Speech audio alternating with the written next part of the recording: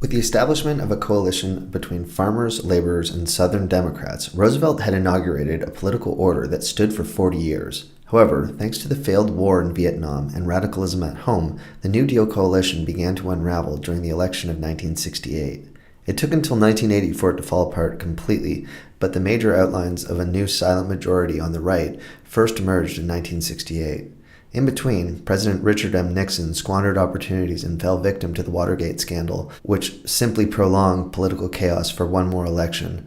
Political clarity came in 1980 with the election of Ronald Reagan. President Johnson's decision not to run in the 1968 election and the assassination of Robert F. Kennedy Jr. resulted in the fracturing of the Democratic Party into a liberal establishment, which Hubert Humphrey led, and the New Left Wing, which Kennedy led until his death, and then Eugene McCarthy took over thereafter. Everything came to a head at the 1968 Democratic National Convention, where liberal African Americans led by Jesse Jackson demanded to be included in the convention, but were denied. This pushed students to riot outside the hall in Chicago, and Mayor Richard Daley, who had been a Democratic stalwart in rounding up the inner-city ethnic vote, sent out the police against the students. The fights that ensued between Daley's police and the student rioters was symbolic of the deeper conflicts that were tearing the party into factions. The New Left was attempting to push the party leftward in the direction of minority rights and economic equity issues, while the establishment liberals were fighting back. This resulted in deep frustrations within the party and created a power vacuum that the conservatives were prepared to fill. Given LBJ's track record for government interventionism, deception, and a deteriorating economy, the American public grew weary of big government and began to see the Great Society reforms as only benefiting minorities, particularly blacks, living in inner cities and ghettos at the expense of the white majority in the suburbs. Racial resentment reemerged among white Americans who pushed back against programs like affirmative action, which ensured minority representation in publicly funded universities and businesses, and the busing program, which bused inner-city minorities to predominantly white suburban schools in the suburbs. Whites were not the only people frustrated with the failure of the Great Society. Johnson's reforms fell far short of the expectations of civil rights activists and African Americans who failed to see any measurable improvement in their lives.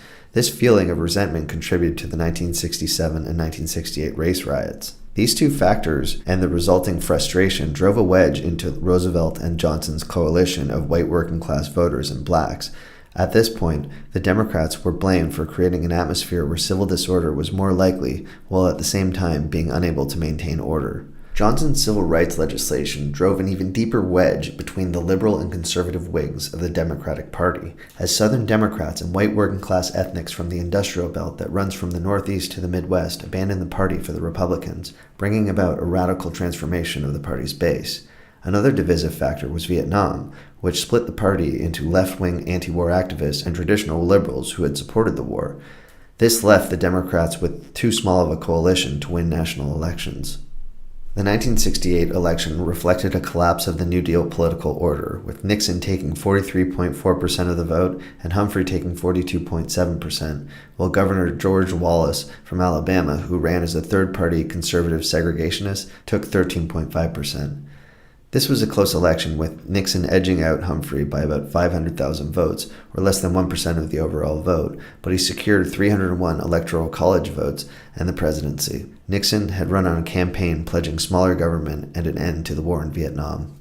The emergence of the right was captured in Kevin Phillips' book, The Emerging Republican Majority, published in 1969. This book answered a question as to whether or not Nixon's victory was an aberration. He argued that two great movements had transformed the traditional Democratic majority into a Republican one. The first was the geographic movement of conservatives from cities in the Northeast to the suburbs of Sunbelt states, Florida, Texas, and the Southwest. The second was sociological and involved a new coalition among working-class ethnic voters, alienated Southerners, and the religious right. In the 1960s, working-class ethnic voters had moved to the lower middle class. This group was more accepting of middle-class values and more conservative, but it also included working-class Protestants from the South who had been alienated by African-American entry into politics on the side of the Democratic Party. Finally, this coalition would eventually include the religious right, which would soon emerge as a key constituent of the Republican Party and played an instrumental role in Ronald Reagan's 1980 electoral victory. This coalition became known as the Silent Majority. Nixon's strategists felt that they could exploit this newfound coalition by invoking, quote, traditional values of middle-class America, hard work, individual enterprise, orderly behavior, love of country, moral piety, material progress. He emphasized law and order at a time when disorder seemed rampant. The symbol that Nixon used to capture this group in 1972 was not Wall Street or Main Street, but Elm Street. Wall Street was the home of the entrepreneur, who many working and lower-class people continued to despise. Main Street was home to small-town America, which was fine, but a little too outdated for the 1970s, whereas Elm Street was the street where doctors and lawyers lived. Nixon strategists recognized that working-class people strove to have the comforts of greater wealth. The American dream of upward mobility was encapsulated in the individual dreams of millions of working-class Americans, so Nixon attacked both the extremely wealthy and the dopey radicals, for which his purposes included hippies, drug addicts, black militants, and welfare mothers. This last group was portrayed as having transgressed American traditional values. During Nixon's first term, the United States faced economic stagnation, a progress that continued throughout the decade. By 1970, America's stranglehold on industry had receded and its industrial heartland had been left to rust, as multinational corporations began to replace good-paying working-class jobs with cheap offshore non-unionized labor. An important issue was that U.S. industry was no longer competitive in the face of increasing competition from American allies like West Germany or Japan. The economies and industrial infrastructure of both countries had been destroyed entirely during the Second World War, but thanks to American assistance in the form of the Marshall Plan, Japan and West Germany had rebuilt and modernized its industry, while an American industry still utilized turn-of-the-century technology. It simply could not compete on the same level without massive investments in new technology. It was cheaper to just build new plants in the developing world. Meanwhile, the U.S. was flooded with high-tech and efficient Japanese products, especially affordable cars, which undermined American industry further. Essentially, as the baby boomers left college ready to join the working world, there were simply not enough good-paying jobs. The unemployment rate began to rise rapidly, reaching 9% in 1975 from a low of 2.8% in 1969. Nixon's victory had shattered the Democratic Party's liberal New Deal coalition. He had engaged the cultural divisions of Americans and argued for the right side. After 8 years of liberalism, the economy fell into its first sustained recession since the Great Depression. Economic liberalism had been premised on the assumption that the growth curve would be infinite, but it was not. In addition, business interests had been willing to go along with liberal regulation of the economy and welfare programs because they could afford to do so. With the recession, businesses were scrambling to stay afloat. They abandoned their informal pact with labor and the government, which was so crucial to liberalism. Finally, not since the New Deal had Americans so openly and violently disagreed with one another about the future and shape of American culture. The New Deal political order had fostered a perceived consensus about what things were most important to Americans. More government control was viewed as a way to achieve a more just society. The meeting of unions halfway had allowed business and labor to call a truce, and the government enforced this position. Social welfare also met this shared goal. However, the economic prosperity and consumerism of the 1950s also allowed Americans to assume that widespread consensus actually had deep roots, when in fact it didn't. It was built upon consumption, not a fundamental similarity of values between all Americans. Nixon was a peculiar individual. He was paranoid, he was convinced that everyone was conspiring against him, and trusted no one. While he was an able politician capable of winning elections, he was also an insular, spiteful policy wonk. Nixon was never particularly interested in domestic issues and was much more at home dealing with international crises or negotiating complex agreements. As a result, his key advisors in the White House, John Ehrlichman and H.R. Haldeman, tended to isolate him from the formulation of domestic policy so that he could focus on what he does best, foreign policy. When Nixon came to office in 1969, he'd vowed to radically transform the way the United States conducted its foreign relations. To achieve this, Nixon found an intellectual soulmate in Henry Kissinger, a Harvard-educated professor of history and international relations, whom he named his national security advisor. While Nixon and Kissinger had very different personalities, they shared the same basic assumptions on the conduct of foreign relations. A ruthless and cunning career politician, Nixon had always been willing to use any means available to achieve his objectives, characteristics that would eventually lead to his own demise.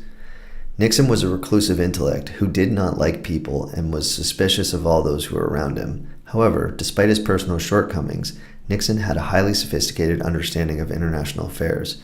He considered himself a realist and made decisions on the basis of a cold calculation of how to maximize America's national interests, even if this was at the expense of allies or friends. Kissinger, on the other hand, could not have been more different. Born in Germany to a Jewish family in 1923, Kissinger was a highly intellectual, gregarious socialite who basked in the public limelight.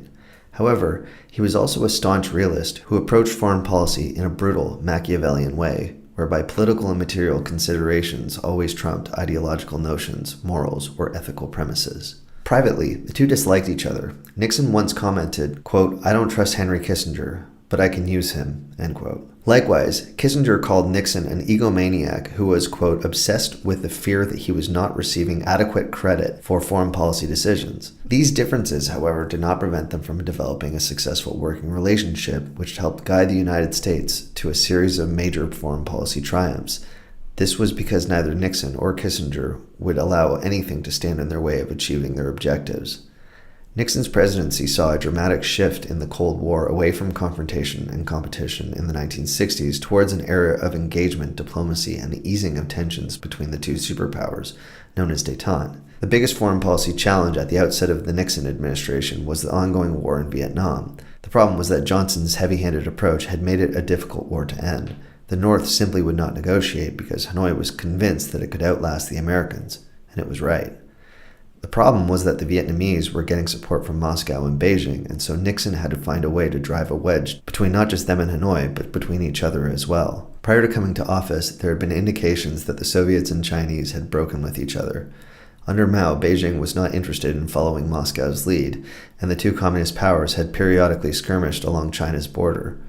Nixon and Kissinger sought to exploit the Sino-Soviet split to their advantage. The rationale was simple. If Washington could open relations with Beijing, the prospect of a Sino-American alliance directed at Moscow would scare the Soviet leadership into agreeing to détente and ending its support for Hanoi. In February 1972, Nixon shocked the international community when he suddenly arrived in Beijing for a week-long visit. He was the first American president to visit mainland China. The visit was a resounding success. The U.S. and China agreed to establish diplomatic relations, thereby bringing it into the international community and opening it to business. Arguably, China would not be as powerful today had Nixon not made this fateful journey. Nixon's visit to China terrified the Soviet leadership, now led by Leonid Brezhnev, who agreed to a summit meeting with the president in Moscow in May 1972. At this meeting, the American and Soviet leaders agreed to a series of détente agreements, like the Strategic Arms Limitation Talks, or SALT, which froze the number of ballistic missile launchers each side could have, while allowing the creation of new missiles after older ICBMs and submarine-based missiles had been dismantled, and the Anti-Ballistic Missile Treaty, which limited the number of anti-missile complexes to 2, each with a maximum of 100 anti-ballistic missiles allowed. The treaties were hailed as major accomplishments and marked a distinct de-escalation of Soviet-American tensions. Once Nixon had opened up to China and secured détente with the Soviets, he was now able to turn his attention to ending the war in Vietnam. Not long after entering office, Nixon gave a speech in Guam that announced the Nixon Doctrine, which was designed to offload the burden of defending America's allies in the Cold War. Essentially, Nixon vowed that the U.S. would no longer put American troops in harm's way, but would instead assist its allies financially and through material support. In Vietnam, this was known as Vietnamization and resulted in a rapid drawdown of American troops, which helped tamp down domestic opposition to the war. Meanwhile, Kissinger engaged in intensive diplomacy with the North Vietnamese in order to secure a ceasefire in the conflict, while Nixon ordered American forces to bomb the North to smithereens and invaded neighboring Cambodia and Laos in order to assist pro-American governments, while cutting the flow of supplies down the Ho Chi Minh Trail. While opposition to the war at home had somewhat subsided, it got a new lease in life in 1971 when the New York Times began publishing the Pentagon Papers, a top-secret history of the Vietnam War, which exposed that the U.S. had secretly enlarged the scope of the war to include bombing Cambodia and Laos, while conducting direct raids against targets in the north, none of which had been previously reported. Nixon, of course, was outraged and demanded that his administration plug any more leaks of classified information. In October 1972, just weeks before the presidential election, Kissinger announced to the public that peace talks in Paris had achieved a major breakthrough. The news propelled Nixon to an overwhelming electoral victory. On January 27, 1973, the U.S. and North Vietnam signed the Paris Peace Accords, which officially ended the American involvement in Vietnam and resulted in the de facto abandonment of South Vietnam. In 1975, the Viet Cong invaded the South and seized control of Saigon. All that the U.S. had fought for had been lost. While Nixon was wildly successful in creating momentum behind his vision for the future, the Democratic candidate, George McGovern, was wholly unsuccessful in getting his message across to the American people. McGovern campaigned on a withdrawal from Vietnam and blamed the inequality of American society on the privileged elite. However, Nixon's campaign tended to focus on and exploit cultural and racial conflicts that were dividing Americans. He effectively tied McGovern to the radical left, hippies, drug addicts, black militants, and welfare mothers, who appeared to be particularly objectionable to Middle America. On June 17, 1972, at the height of the 1972 election campaign, 5 men were caught breaking into the offices of the Democratic National Committee, or the DNC, in the Watergate Hotel in Washington, D.C., while trying to retrieve a wiretap. The FBI launched an investigation and discovered a connection between the money found on the burglars and Nixon's presidential campaign committee. The next day, the Washington Post, Bob Woodward, and Carl Bernstein published a bombshell report. One of the burglars was on the payroll of Nixon's presidential campaign. When Nixon learned of this, he was outraged. In a private conversation with H.R. Haldeman, his chief of staff, Nixon conspired to have the FBI and CIA back off the case. A grand jury was convened to investigate the incident and handed out indictments in September 1972, charging the burglars with conspiracy, burglary, and violating federal wiretapping laws. In addition, the grand jury charged 2 White House officials and CIA veterans, E. Howard Hunt and G. Gordon Liddy, with the same counts. The White House denied any involvement. The Watergate break-in had no real impact on the 1972 election. Nixon won by a landslide, winning 60.7% of the vote and taking all states in the Electoral College except Massachusetts and D.C. It was one of the biggest Electoral College victories in history. Nixon had been successful at pulling liberal Democrats to vote for the Republican Party, with 36% of traditional Democrats voting for him. Nixon was particularly successful in the South, where he doubled the Republican margin from 35% in the 1968 election to 70% in 1972. Blue-collar workers also voted for Nixon in high numbers, with 54% voting Republican. The electoral map had gone entirely red. The one upset Nixon faced in 1972, however, was that the House and Senate remained in the hands of the Democrats, a fact that would soon haunt him. In March 1973, the burglars admitted that they had worked for the Nixon campaign, which had orchestrated a cover-up. Facing obstruction of justice charges, John Dean, the president's special counsel, began cooperating with investigators, even as he helped orchestrate the cover-up. As the scandal grew, Nixon was forced to accept the resignations of Haldeman and Ehrlichman, and the Senate convened an investigation and held hearings throughout the summer of 1973. During testimony, it was revealed that Nixon had been secretly recording all of his meetings and phone calls. Congress demanded the tapes be handed over, and Nixon refused. The matter turned to the courts. To make matters worse, on October 10th, Nixon's vice president, Spiro Agnew, pleaded guilty to tax evasion and was forced to resign. A scandal-free, genial congressman from Michigan, Gerald Ford, was named vice president. Meanwhile, in October 1973, a crisis erupted in the Middle East that would have a tremendous impact on the United States. The root of the crisis goes back to the founding of Israel in 1948 and the Six-Day War in June 1967, where in just 6 days, Israel seized the Sinai Peninsula from Egypt, the West Bank from Jordan, and Golan Heights from Syria. In the first 6 hours of the war, Israel wiped out Egypt's entire air force. It was a stunning victory. In February 1971, Egypt's leader Anwar Sadat announced that he was willing to enter into peace talks with Israel and put forward a set of reasonable conditions. The Israelis refused. The only alternative to peace is war.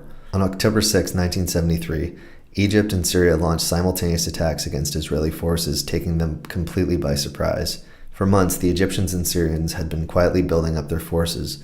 Israeli forces rushed to the Sinai and mounted several counteroffensives to push back the Egyptians and Syrians, but they held.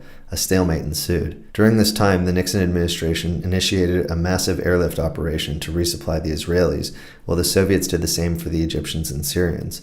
On October 13th, a U.S. spy plane was observed flying over the battlefield at an altitude of 25,000 feet and traveling at Mach 3. It detected a small gap in the Egyptian lines, intelligence that helped the Israelis plan their counteroffensive, which was launched on October 15th. The Israelis forced their way through the gap, crossed the canal, and then hooked north to attack the Egyptians from the rear. By October 17th, Israeli forces had nearly encircled the Egyptian Second Army.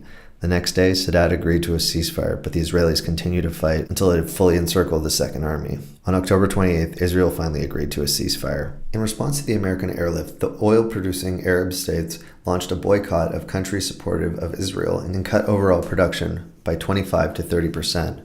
Overnight, the price of a barrel of oil shot up from $2.74 to $11.65. That's like waking up tomorrow and gas being $12 a gallon. The crisis caught the administration completely off guard. By this point, Nixon was a man in shambles, but his administration acted quickly and imposed oil rationing and reduced the national maximum speed limit to 55 miles per hour. This meant that people waited in absurdly long lines to get to the pumps and had to drive absurdly slow. By 1974, at least a fifth of American gas stations were reportedly out of gas. With the public distracted by the war and the oil crisis, on October 20th, 1973, Nixon tried to fire the special prosecutor, Archibald Cox, who he had appointed to investigate Watergate. Cox had demanded access to the White House recording system. However, the officials charged with firing him refused the order and resigned. A third official fired him. This event, known as the Saturday Night Massacre, was a turning point in the case. Nixon had crossed the point of no return. It was clear that he was trying to cover up his involvement in the scandal. Throughout 1974, the Watergate scandal continued to dominate the news, and Nixon became increasingly isolated. In March 1974, a grand jury indicted 7 White House officials, including Haldeman and Ehrlichman, for conspiring to undermine the Watergate investigation. 3 other White House officials pled guilty. In April, Nixon decided to release an edited version of the tapes where expletive deleted would be replacing all of the cursing, and there was a lot of cursing. People were shocked at the scale of the profanity and outright racism displayed in the conversations with his advisors. At the same time, Nixon refused to release any tapes that were related to, quote, national security. The issue of the tapes wound its way to the Supreme Court, which ruled on July 24, 1974, that the White House must release unedited versions of the tapes. 3 days later, the House Judiciary Committee voted in favor of 3 articles of impeachment for obstruction of justice, abuse of power, and defiance of a subpoena. Now that investigators had the tapes, they began to pore over them. On August 5th, they discovered a previously unreleased tape of a conversation Nixon had with Haldeman on June 23, 1972, so a week or two after the Watergate break-in, that explicitly referenced telling the FBI to, quote, stay the hell out of this business here. We don't want you to go any further on it, end quote. Nixon also told Haldeman to call the CIA and tell them to run interference with the FBI, but the CIA refused. The release of the smoking gun tape ordering the cover-up destroyed Nixon's career. On August 8, 1974, Nixon gave a televised address to the American people where he said, I have never been a quitter. To leave office before my term is completed is abhorrent to every instinct in my body. But as president, I must put the interests of America first. America needs a full-time president and a full-time Congress, particularly at this time with problems we face at home and abroad. To continue to fight through the months ahead for my personal vindication would almost totally absorb the time and attention of both the President and the Congress in a period when our entire focus should be on the great issues of peace abroad and prosperity without inflation at home. Therefore, I shall resign the presidency effective at noon tomorrow. The presidency was thrust upon Gerald Ford in the middle of a major crisis. After the end of the October War, the price of oil did not drop like it had after the Six-Day War. The high price of gas outraged the American public. Truck drivers began to stage protests where they blocked the road. Inflation skyrocketed as the high cost of shipping was passed on to consumers. Some airlines even grounded flights, and homes ran out of heating oil in the winter. The Arabs ended their oil embargo in March 1974, but the price of gas stayed high. To make matters worse, the stock market crashed and the United States ended up in a deep recession, the worst since the Great Depression. To make matters worse, Ford pardoned Nixon for his crimes in Watergate, leading to a precipitous drop in his approval ratings. So far as anyone was concerned, the United States was an empire in decline. Its constitutional order had been tarnished. One silver lining of the Watergate scandal was that it brought about the resurgence of congressional authority. Since the Korean War, American presidents had acted like kings or emperors. Arthur Schlesinger Jr. referred to it as the imperial presidency. Wars were no longer declared, and yet soldiers fought and died for their country in high numbers. In 1973, Congress passed the War Measures Act, which forced the president to report to Congress within 60 days of combat forces being deployed. In December 1974, Seymour Hersh published an expose about the CIA conducting operations inside the U.S., which was prohibited by law. Both the Senate and House of Representatives set up committees to investigate the allegations. While the Senate's investigation would look into the CIA's domestic spying activities, the so-called family jewels, the House committee focused mostly on covert operations. The Ford administration was embattled from all sides. In 1976, Ford managed to secure the Republican Party nomination for president, just barely beating out Ronald Reagan.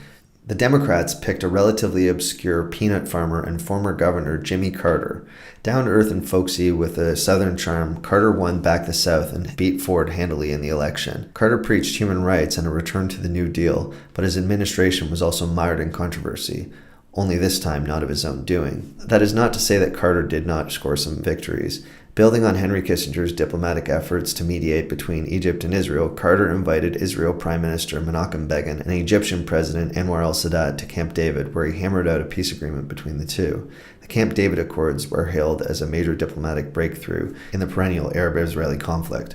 However, just as Carter was basking in the glory of his success, a revolution occurred in Iran, where the American-backed monarch, Mohammad Reza Pahlavi, known as the Shah, was overthrown. The U.S. had played a key role in placing the Shah in power. The CIA had orchestrated a coup d'etat in 1953 to keep him in power and then establish an extensive military relationship. The Shah was, quote, our man in Tehran. His regime, however, was hopelessly corrupt. The Shah's regime was placed with a radical Islamist government that viewed the United States as the great Satan. American relations with revolutionary Iran were doomed from the start. This was because the revolution was not just against the Shah and his corrupt regime, it was a visceral reaction against the United States, its foreign policy, its culture, and its values. For the first few months of the revolution, the Carter administration sought to cultivate friendly relations with the interim Bazargan government, including the provision of intelligence about Iraqi plans to take advantage of Iran's weaknesses. The revolution saw the mass purging of the military and bureaucracy of any pro-Shah elements, while at the same time announcing its intention to export its revolution to its neighboring states like the Gulf states, Saudi Arabia, and Iraq. So Iran was simultaneously weakening its military capability and threatening its neighbors with subversion and revolution. On November 4, 1979, a group of radicalized Iranian students stormed the U.S. Embassy and took 52 diplomats hostage for 444 days. This was a very long, drawn-out conflict, which led the U.S. to sever ties with the new Islamic Republic, to impose economic sanctions, and resulted in a state of virtual war between the two throughout the 1980s. In April 1980, the Carter administration, having failed to obtain the release of the hostages through negotiations, took the risky step of trying a rescue operation, but it failed miserably as a helicopter crashed in the desert, killing 8 U.S. Special Forces. The inability of the Carter administration to secure the release of the hostages showed how a middle power could emasculate a superpower, and ultimately cost Carter his re-election. The hostages were finally released a few moments after Ronald Reagan took the oath of office.